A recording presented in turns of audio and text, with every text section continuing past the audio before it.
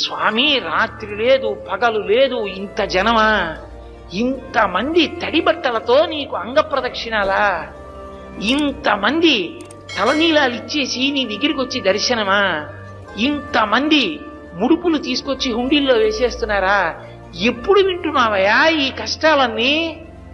కళ్ళందుకే ఇలా నామాలు పెట్టేసుకుని నిద్రాముద్రాం నిఖిల జగతి రక్షణే జాగరూకం అని దక్షిణాయనంలో పడుకున్నవాడు ఆంతరంగంలోకి చూసినట్టు వచ్చే వాళ్ళ మనస్సులు చూస్తాడు. వ్యాసుడు అందుకే ఓ మాట అన్నాడు, వెంకటాచల క్షేత్రంలో వెంకటేశ్వర స్వామి వారి ముఖమండలం బహుప్రసన్నంగా ఉంటుంది. ఒక్కొక్క రోజున ఎంతో సంతోషంగా ఉంటుంది. అర్థం ఏమిటో తెలుసా? కొండ మీదకి ఎవరో ధార్మికులు వచ్చారని గుర్తు.